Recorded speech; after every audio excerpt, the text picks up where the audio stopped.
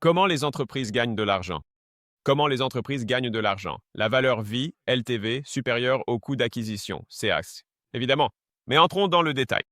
Oh, regarde, j'ai bien écrit ça. Évidemment. Donc, il faut gagner plus d'argent sur la durée de vie du client que ce que cela coûte de l'acquérir. Sinon, vous dépensez de l'argent pour obtenir des clients qui vous rapportent moins que ce qu'ils vous coûtent, ce qui n'est pas une bonne recette pour gagner de l'argent. Tellement cool. Chose numéro 1. Je suis content que nous ayons abordé ce sujet. Deuxièmement, laissez-moi vous donner un exemple réel. C'est une chose réelle pour moi. J'ai eu une entreprise de restauration pendant 1 an ou 2. Et comme préfiguré, les choses ont mal tourné. Nous avions donc un CAC de $100, ce qui signifie qu'il m'a coûté $100 pour obtenir un client. Et nous avions $500 de revenus à vie. Je souligne cela, le revenu à vie. Et je me suis dit, et donc mon équipe est venue me voir et m'a dit, hé, nous allons être riches. Pour chaque $100 investi, nous récupérons $500. Dépensons plus d'argent. Et je me suis dit, attends une seconde. Et donc pas si vite. Je me suis dit, OK, quelles sont nos marges brutes sur ces repas? Les marges brutes étaient de 20%. Notre revenu à vie était de 165 fois 3, ce qui signifie que les gens payaient $165 par semaine pour les repas pendant 3 semaines. D'accord. Donc le bénéfice brut sur 30 jours désolé, c'est par mois. Excusez-moi. Donc 165 fois 20%, ça fait $33. Donc, maintenant, mon bénéfice brut à vie était de 500 fois 20%, soit $100. Alors, attends une seconde. Donc, tu es en train de dire que je dépense $100 pour en récupérer 33 le premier mois et que je dépense $100 pour en récupérer 100 sur toute la durée de vie. Mais ensuite, on a tous ces gens avec qui on doit aussi faire tout un tas d'autres choses.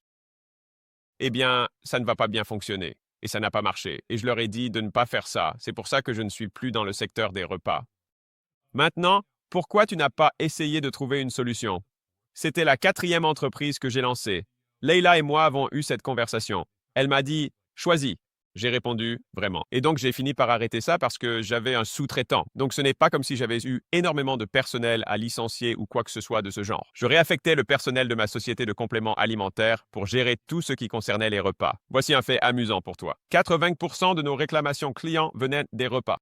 20% des compléments alimentaires. 95% de mes bénéfices des compléments alimentaires, 5% des repas.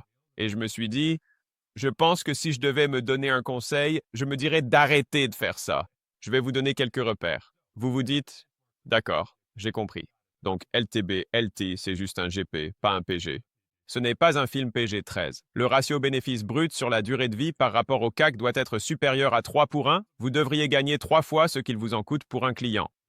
En bénéfice brut, pas en chiffre d'affaires, le bénéfice brut vous revient en tant que propriétaire d'entreprise. D'accord? Au minimum pour avoir une entreprise rentable. Au minimum. Ce n'est pas comme ça, c'est le but. C'est plutôt, en fait, si vous êtes en dessous de ça, vous êtes complètement foutu. À 3, vous n'êtes toujours pas dans une super position, vous voyez? Idéalement, c'est bien plus élevé. D'accord. Voici l'exemple, en mieux. Donc, pour que ce CAC fonctionne pour cette entreprise, je devrais gagner $1 500, pas $500. En bénéfice brut sur la durée de vie pour que cela ait du sens. Donc il fallait que ce soit bien plus élevé pour que ça fonctionne, et ce n'était pas le cas. C'est juste pour vous donner une idée des ajustements que j'aurais dû faire pour que cette entreprise fonctionne, et je me disais, je ne sais pas si je peux vraiment faire ça, ce qui m'a finalement amené à décider de ne pas le faire, ce qui nous amène alors aux 3 chiffres qui comptent, et c'est ce que vous devez noter. C'est à cela que vous devez réfléchir. Très bien. Alors, ce n'est pas dans le livre et vous vous demandez pourquoi tu n'en parles pas. C'est parce que personne ne sait faire de calcul. Mais vous, vous êtes là et vous savez faire des calculs. Si vous regardez attentivement, vous remarquerez qu'il y a 3 chiffres qui diffèrent le plus. Donc le premier, c'est le CAC, le coût d'acquisition client. Le deuxième, c'est l'histoire des 30 jours. Pourquoi est-ce que je parle de 30 jours? Et le troisième, c'est la marge brute. Et ces 3 indicateurs permettent de trianguler l'acquisition, c'est-à-dire l'obtention de nouveaux clients. Le CAC, c'est combien ça coûte. La marge brute, GP, sert à faire un bénéfice et PPD court signifie période de retour sur investissement. C'est le temps qu'il vous faut pour récupérer votre coût. Idéalement, vous avez un CAC faible, vos clients ne vous coûtent pas cher, une marge brute élevée, des clients qui vous rapportent beaucoup et une période de retour sur investissement courte, très rapide.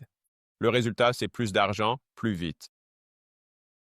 Voilà, c'est à peu près tout l'enseignement de ce livre. C'est de ça qu'il s'agit ici. Voilà donc ce que nous accomplissons. Le reste est une question de comment, d'accord?